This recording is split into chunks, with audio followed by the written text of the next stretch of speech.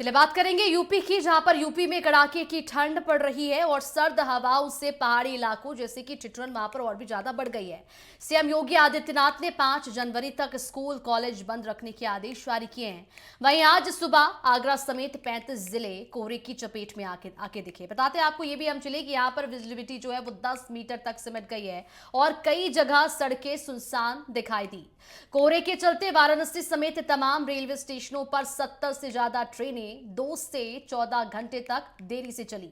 मौसम विभाग का कहना यह भी है कि पहाड़ों की सर्द हवाओं से अगले 7 दिनों में दिन और रात के तापमान में 3 से लेकर 4 डिग्री सेल्सियस तक की गिरावट देखी जाएगी।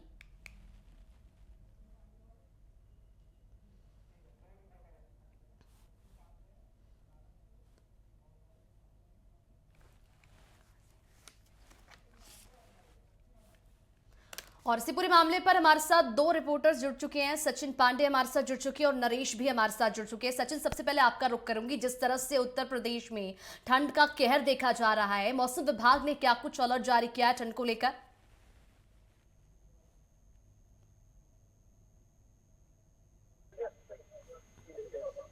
ठंडी हवा वो चल रही है, लेकिन सबसे बड़ी बात ये हो जाती है कि जो यहाँ पर सर जो ठंडी हवाएं चल रही है वो कहीं ना कहीं आम जनमानस को दिक्कतों का सामना करना पड़ रहा है। अगर आप शाम को अगर यहाँ से कहीं अगर दूर निकलते हैं तो जो कोहरे की चपेट में विजिबिलिटीज है वो कम दिखाई दे रही है।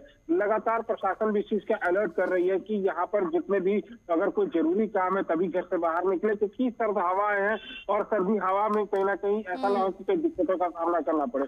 मुख्यमंत्री योगी आदित्यनाथ ने लगातार जो 2 जनवरी तक जो स्कूल है वो भी बंद कर दिए गए हैं, क्योंकि जो बच्चे होते हैं वो अगर स्कूल पहुंचते हैं तो कहीं ना कहीं उनको भी ठंड लग जाएगी और कहीं ना कहीं दिक्कतों का सामना करना पड़ेगा। लेकिन सबसे बड़ी बात ये हो जाती है कि काशी में पर्यटकों का जो है वो कम हो ही नहीं रहा। ठंड हो, धूप हो, कुछ भी हो, लेकिन पर्यटक जो है वो लगातार काशी के घाटों पर देखने को मिल रहे हैं और काशी पहुंच रहे हैं। तो ठंडी हवा से अगर हम बात करें तो इससे कोई भी ताल्लुकात काशी में नहीं पड़ता हुआ नजर आ रहा है। दूर दराज से लोग जो है वो घूमने के लिए चले आ रहे हैं काशी। काशी के घाट हो चाहे सर्वेद मंदिर हो, तमाम जो ये चीज देखने को मिल रही है।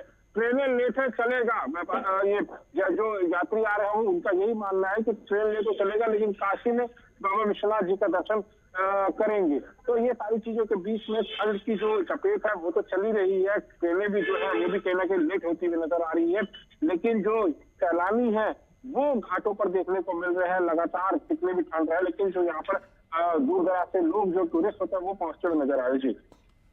जी, तो ठंड का कहर वाराणसी में भी जारी है और इसी बीच आगरा से हमारे संवाददाता जुड़े हुए हैं नरेश, आगरा में क्या कुछ ठंड के हालात हैं? मौसम विभाग ने आगे की ठंड को देखते हुए क्या कुछ चेतावनी जाहिर की है? देखिए मनीषा, बिल्कुल आपको बताना चले कि जिस तरीके से जो पहाड़ी इलाकों पर जब बर्फबारी होती है तो उसका सीधा असर कहीं ना कहीं मैदानी इलाकों में देखने के लिए मिलता है। और वही मनीषा हम लोग लगातार देख पा रहे हैं कि जिस तरीके से आगरा में लगातार कहीं ना कहीं जो ठंड का जो कहर है वो लगातार आगरा वासियों की मुश्किलें बढ़ाता हुआ दिखाई दे रहा है। वही ठंड को लेकर के आगरा में मौसम विभाग की तरफ से येलो अलर्ट भी जारी किया गया है। वहीं कड़ाके की जो ठंड है उसको देखते हुए शिक्षा विभाग की तरफ से जो स्कूल है उनको भी बंद करने के आदेश दिए गए हैं। आपको बताते चलेंगे कल शिक्षा विभाग की तरफ से एक लेटर जारी कर सभी स्कूलों को 5 जनवरी तक बंद करने के आदेश दिए गए हैं। क्योंकि कड़ाके जब ठंड होती है तो ऐसे में कहीं ना कहीं जो छोटे बच्चे हैं वो सुबह स्कूल जाते हैं तो उन्हें भारी मुश्किलों का सामना करना पड़ता है। तो ऐसे में कहीं ना कहीं जो अधिकारी है उनकी तरफ से ठंड को देखते हुए स्कूलों को बंद करने का फैसला मनीषा लिया गया है। वहीं अगर बात की जाए तो जिस तरीके से रात के समय पर हम लोग देखते हैं कि घना कोहरा होने के कारण सड़कों पर जो विजिबिलिटी है वो शून्य तक पहुंच जाती है, तो सबसे ज्यादा ये खतरनाक होती है। और जो वाहन चालक है उनके लिए कहीं ना कहीं चुनौती खड़ी हो जाती है कोहरे के चलते, क्योंकि उन लोगों को रात के समय में सड़कों पर सफर करना होता है तो कहीं ना कहीं खतरा लगातार बना रहता है। तो कहीं ना कहीं जो ट्रैफिक पुलिस है वो लगातार वाहन चालकों से अपील करती हुई दिखाई दे रही है। यदि आप लोग रात के समय पर सड़कों पर सफर करते हैं तो अपने जो वाहन है उनकी हेडलाइट जलाकर के रखें, रफ्तार को कम रखें, क्योंकि कहीं ना कहीं लगातार हम लोग देखते हैं कि जैसे ही सर्दियों का मौसम आता है, घना कोहरा छाता है, तो लगातार कहीं ना कहीं सड़क हादसे जो होते हैं उनमें लगातार कहीं ना कहीं वृद्धि देखने को मिलती है। तो तमाम चीजों को लेकर के जो प्रशासन है वो लगातार लोगों को जागरूक करता हुआ दिखाई दे रहा है। वहीं अगर बात की जाए तो जो ठंड है उसका सबसे ज्यादा असर कहीं ना कहीं मैदानी इलाकों में देखने के लिए मिलता है। आगरा के देहात क्षेत्र की बात की जाए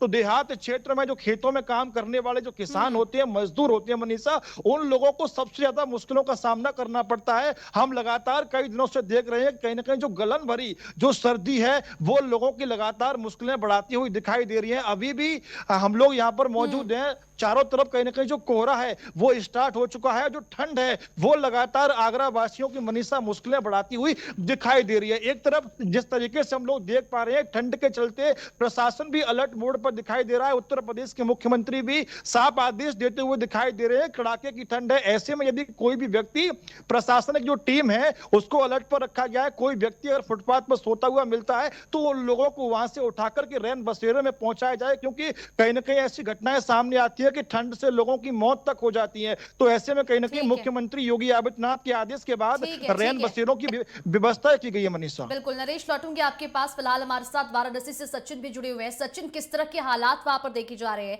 क्योंकि टूरिस्ट तो साल भर वहां पर पहुंचते हैं, ऐसे में ठंड को लेकर प्रशासन ने क्या कुछ व्यवस्था की है जो पर्यटक जो है वाराणसी घूमने आते हैं?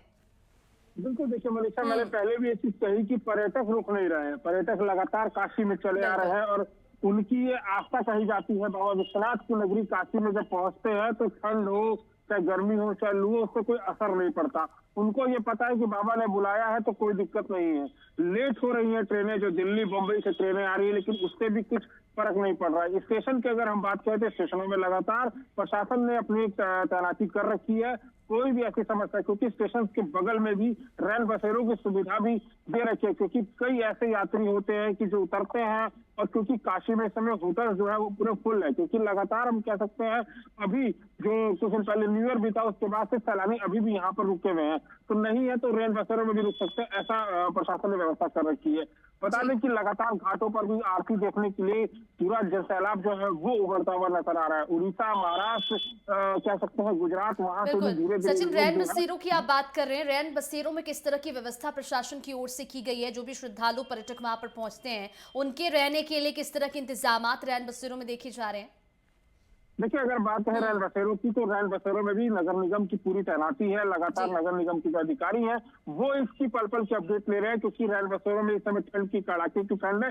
कुछ एनजीओ के भी लोग हैं वो भी डोनेट कर रहे हैं। इस समय कंबल बांटने का वितरण कार्य स्टार्ट हो चुका है काशी में भी, काशी के तमाम जिलों में भी। तो लगातार नगर निगम भी इस चीज की अपडेट ले रहा है। लगातार डीएम यहाँ के जो है वो पहुंच रहे हैं, चाहे कमिश्नर जो मोहित अग्रवाल है वो पहुंच रहे हैं। लगातार नगर निगम की जो स्थितियां हैं वो देखी जा रही है कि आखिर में कितना दुरुस्त है रैन बसेरा। लगातार जो वहां पर दिशा निर्देश भी, लेकिन हालांकि रैन बसेरे में इस समय पर्याप्त जो कंबल कह सकते हैं, रजाई कह सकते हैं, चाहे वो जो नीचे बिछाने का, सब सारी चीजें वहां पर उपलब्धता। बिल्कुल, तो रैन बसेरों में भी प्रशासन ने सभी तरह की तैयारियां कर रखी है। जिस तरह से श्रद्धालु और पर्यटक वहां पर पहुंचते हैं वाराणसी में, वैसे उसको देखते हुए प्रशासन की पूरी यहाँ पर तैनाती देखी जा रही है। तमाम तरह की व्यवस्थाएं यहाँ पर की गई है। फिलहाल आगरा का रुख करूंगी, जहां से संवाददाता नरेश हमारे साथ जुड़े हुए हैं। नरेश, जिस तरह से ठंड बढ़ रही है, आगरा में प्रशासन ने लोगों के लिए क्या कुछ व्यवस्था की है? अलाव की बात करें, रैन बसेरों की बात करें, तो किस तरह के इंतजाम किए गए? देखिए मनीषा, बिल्कुल अगर बात की जाए तो जिस तरीके से मुख्यमंत्री योगी आदित्यनाथ ने ठंड को लेकर के आदेश दिए थे, उसके बाद कहीं ना कहीं जिला अधिकारी हैं, वो नगर आयुक्त हैं, नगर पालिका के तमाम वो अधिकारी हैं, उन सभी के साथ बैठक करने के बाद यही आदेश दिया गया है कि शहर से लेकर के देहात क्षेत्रों तक अलाव की व्यवस्था की जाएगी, वहीं और रैन बसेरों की व्यवस्था की जाएगी। रियलिटी चेक की बात की जाए तो रियलिटी हम लोगों ने भी चेक किया था, तो कहीं ना कहीं जिस तरीके से अलाव की व्यवस्था भी की गई है, रैन बसेरे जगह जगह आगरा शहर से लेकर के देहात क्षेत्रों तक बनाए गए हैं, चाहे वो नगर पंचायत हो, चाहे वो नगर पालिका हो या फिर वो नगर निगम हो। हर जो टीम है वो लगातार काम करती हुई दिखाई दे रही है, और ये आदेश भी अधिकारियों के द्वारा एक टीम बनाकर के दिए गए हैं कि रात के समय पर चाहे वो नगर पालिका हो, नगर पंचायत हो या फिर नगर निगम हो, हर टीम नियुक्त की गई है, वो टीम रात के समय पर निकलेगी और शहर से लेकर के देहात क्षेत्र तक ये चेक किया जाएगा कि कोई व्यक्ति फुटपाथ पर ठंड में तो नहीं सोया। यदि कोई व्यक्ति मिलता है तो उसे वहां से रेस्क्यू करने के बाद उसे वहां से बिल्कुल। उठाने के बाद रैन बसेरे में पहुंचाया जाए, ठीक जिससे है, कि ठीक लोगों है। की ठंड से मौतें ना हो। मनीषा जी बिल्कुल, तो ठंड का सितम तो जारी है, लेकिन प्रशासन ने भी अपनी पूरी व्यवस्था कर ली है। रैन बसेरों की बात करें, अलाव की बात करें, तो सभी तरह की व्यवस्था मौजूद है। हमारे साथ जुड़ने के लिए, जानकारी साझा करने के लिए आप दोनों का बहुत शुक्रिया।